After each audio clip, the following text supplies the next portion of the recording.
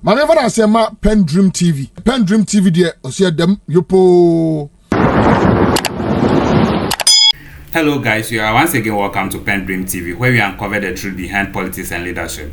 Today we bring you another hot crash between Professor Ayamga, a lecturer at the UDS, and Kwarteng over the current statement made by Kennedy Agyapong on how he will distribute all the ministry across some regions, which he is saying that is never true, is a political trick which he is trying to do, and they know them from day one. And I would like you to join me listening to what happened between the two on a live TV. Thank you. It'll be a good time to talk about the ministries that you are looking to relocate outside of Accra. Yes. As for that, I'm going to do it calmly because this so our position is that, I mean, to be very honest, Ghana's development is currently trapped in Accra.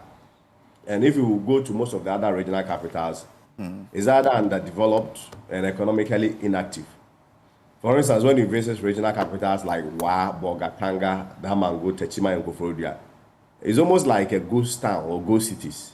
It's almost silent, no economic activities going on during the day, literally. And there is little economic activity, few corporate jobs. Very often, you realize that some of the commercial jobs are also not there. And for me and Kennedy Agyapong as a person, we are of the view that this is not how a country grows. Kennedy Agyapong is therefore proposing a bold reset to take government. And of course, I mean, that's why I agree with Prof. That's why we need a reset. Proposing a bold reset to take government to the people. And so instead of running Ghana from one overcrowded point, the city of Accra, with high traffic, high rent, floods also going up, youth employment. Meanwhile, other towns and other cities are also undeveloped. Kennedy plans to relocate some of the key ministries and their agencies to some of these regions. Of course, in doing that, you also have to consider and match it with its natural strength. For instance, if you are looking at, say, fisheries, you may be looking at central region. If you are looking at, say, food and agriculture, with the arable land in the northern part of Ghana, you may also be concentrating there. For instance, if you are looking at energy, western region, we are already mining oil there, so you may also take advantage of that. For instance, tourism may also have to be situated in the Volta region, for your region. So we are also considering you. So we are of the view that when ministries move, money, jobs, and decisions also move, and each relocation creates a new ecosystem where you have contractors, hotels, schools, tech services, local industries, and it's all chain of reaction for regional growth. And so what we are saying is not just about new offices, but it's about economics. It's not the usual politics, but it's about making every region also matter again. Then we are able to intertrade, boost tourism. People will naturally move and travel from one region to the other, invest in them. Then we are able to ensure that there is indeed balanced development across all regions. Opportunity will spread across all regions.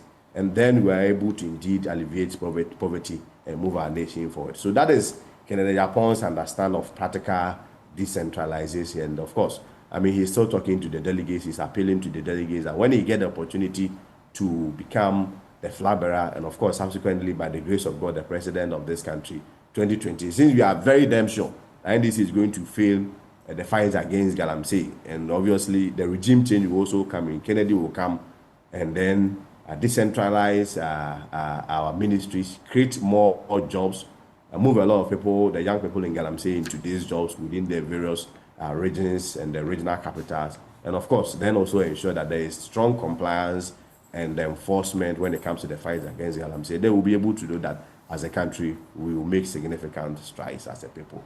Okay. Oh, well, yeah.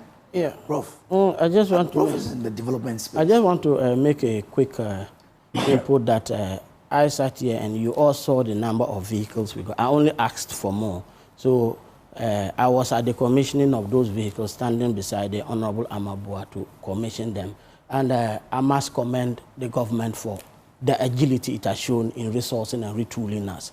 I'm only saying that we need more because I feel that we need to expand, and that is also happening. I can't sit here and allow Honorable Kwarteng to make it feel like we are sitting now and not doing anything. But I will let that slide. I don't want to waste my time. I'm sorry for setting you up. You are talking and I'm doing. So talk is cheap. So I'll allow you to have your day. But let me go straight to the point that this is an idea that we drummed several years ago. If you go to my Facebook wall, you will see this idea there. So it's nothing new about decentralizing ministries. That is something that people are doing. The only problem I have here is that if we want to look at the track record of the people promising, I think there is, and I can't prove it, I don't speak Twi very well, but it says that if somebody wants to say he's going to give you clothes, tomorrow, you ask his name, exactly. The MPP have been very good at promising. They promise everything. They seem to think very well when they are in opposition, and they suggest we do this, we do this. But you see, there is no substance to your promise if your integrity is questionable. And we just have to look at your promises in the last 8 years versus what you deliver. And we even have to be very careful that if you give us whole gold in your hand and say, take this as gold, we'll be asking ourselves whether we can trust the one saying that it is gold, because you have no credibility as far as delivery is concerned. So I don't want to move into the merits of a policy that we have driven over again. I think way back in 2004, I was saying this, that we needed to decentralize the ministry so that people get to know their country. Everybody comes to Accra because all the ministries are here. If the Ministry of Agric was in my hometown, Zuarungu, people get to know that. If the Ministry of Forestry were in the Western region, you won't have people go to school here, finish university, travel abroad, and they've not been there.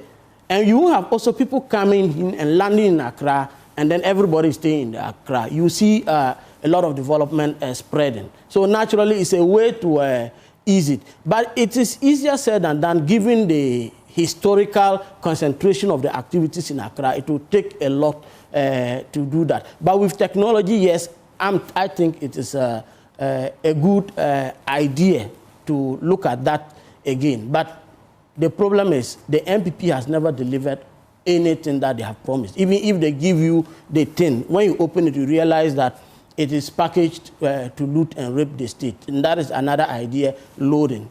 That is another idea. So I can't trust the MPP on their delivery. Yes, it's a good idea. I will buy into it. I'm not like Kwarteng, who doesn't give credit where it is due. I think that this is something I will support any day. Just that they don't have the ability to deliver. Prof, that is the truth. If it becomes a priority to them, just as it looks like, because if you listen to his explanation, it looks like it will be a priority for that government to do.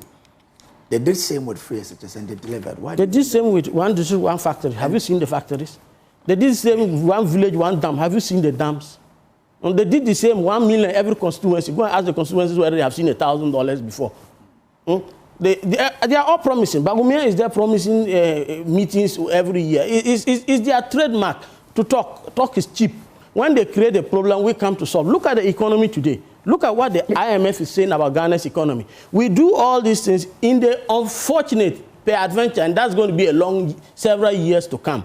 But if one day we are out of power, you see what they'll come and do. They'll take us back to the IMF, run this country bankrupt, lose elections, only for us to come and build again. That has been the cycle of the Fourth Republic. And it's unfortunate that they destroy, we build, they destroy, we recover. It is a problem. They are here promising no concrete plan behind it. It's just talk. And but eventually they'll come and tell you. How does an MPP flag bearer aspirant promising relocating some ministries from Accra to other regions, because I think that, of course, it will boost the economic of that particular area. And you say as well. I mean, I said but half of that amount to that. But I'm saying that it's the integrity. They can't do it. But the person promising On what track record are you judging him? Promising has This been is one of the Kennedy longest Agyapong. serving MPs in this country. Where was he? Has he spoken about that in Parliament? You just need to look at what he has been doing over the years. He is known for sitting on TV and taking down his opponents, people who have won contracts and defeated him in a bid. He's gone to his radio station and talked them down and ripped them apart. So that is what he's noted for, not following up through policy. Give me one policy that you remember Kennedy Agyapong forcefully articulating in the floor of Parliament. Give you all his years. So why should I want to take We have to go for the Hansard to do this. Yeah, you are journalists. Go do it. Go do it. Yeah. I mean, you never know. Kwasi is here. He probably Go keep do us it. He should tell me. He should show me You never where know. he has advocated a policy like this. While I think years that- he has served in Parliament. While I think that the role of a member of parliament is was quite far-fetched from that of a president, but Kwasi is here, and I don't speak for Kwasi. Speak about it. Put it on the floor of Parliament. I will tell you what Kennedy Agyapong has done. There is no greater policy than creating jobs. His current factory, which is the rubber factory, currently employs about 360 people. Out of it, 300 of them are our brothers and sisters from the north. His own brothers sitting there. Ask him how many as a northerner he has been able to create jobs for his own people. Aside being a Don't go there. Oh. I'm asking you what I say don't go there. Go and check my track record. I'm saying just go and check my.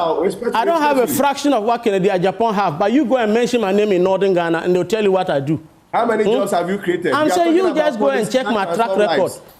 You go check. Just go and ask anybody about Professor Ayamga. They'll tell you what I'm doing. No, Don't go there. Don't just go there. I don't have the millions he has, but what I have done. You go to Northern Ghana and check. We don't expect you to do what I do. I do because I'm a human being. I don't need to take from the state to brag. I've been doing it from my own pocket. Okay. We expect that you do something which is reasonable and proportionate. That at his level, he has been able to create 7,000 jobs. His last factory has employed our brothers and sisters from the north. Your own people, about 300 of them, just currently. How have you been able to help your own people? Sitting there as a deputy EPA boss. So, if you want to do the politics this morning, we'll engage you. I mean, we don't have any job. Kwasi, I think you can make the point without questioning the guest. I think you can make the point. You can tell me what Kennedy Agyapong has done. No, to be very honest, it's not a question. It's I know he takes pleasure. He wants to check my track record. It's there online. Go and check it. No, you are go and check it. If you go and check my track record, you come and eat back your own words. I can give you that on as a promise. I can tell you that on authority, that if you go and check my track record in Tamale that I am from, in Bolgatanga or in Zwarangu, you eat back your words. Prof, you're not running for president. I'm not running for president, and I'm doing so. He should defend this. He's not try to take me on. You keep interrupting me. No, you are taking me on as if I'm running for president.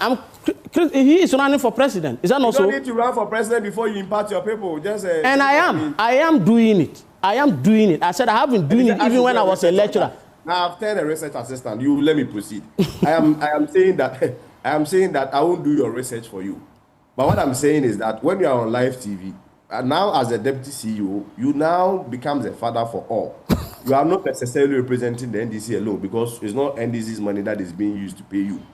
We pay taxes to you. We pay taxes to the government, and as a CEO, you are supposed to represent everybody.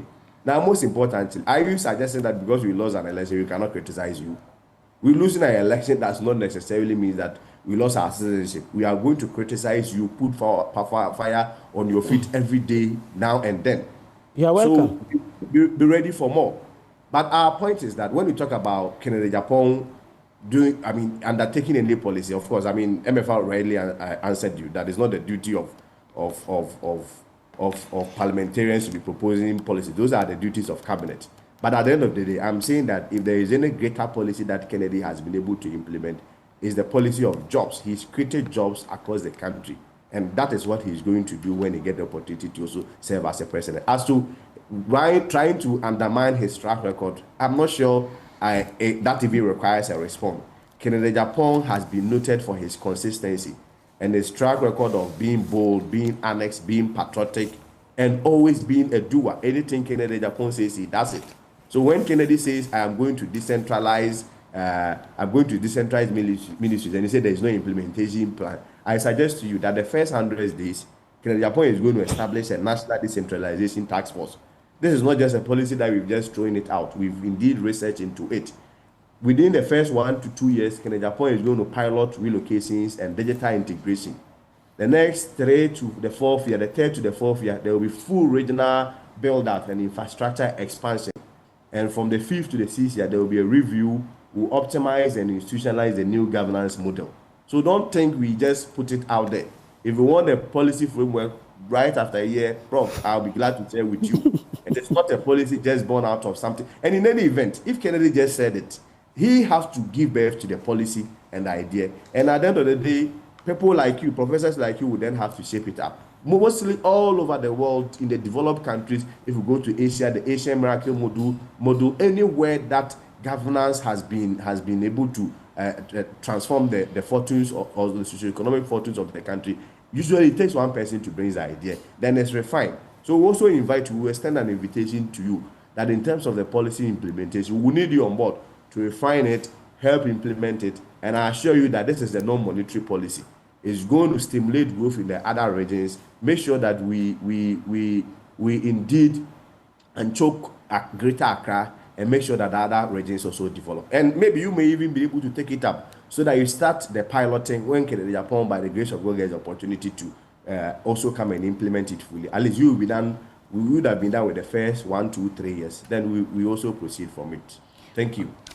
Thank you for joining. We really appreciate your time once again on PENDREAM TV. And we have really enjoyed this video. Please do share, like, and also subscribe to the channel. And don't forget to turn the notification bell on to keep you updated. Thank you. PENDREAM TV. Now, so far so good. Say open online portal e wo Ghana. Nipa share, nipa follow, nipa comment here. To my best of knowledge, without any biases, PENDREAM TV.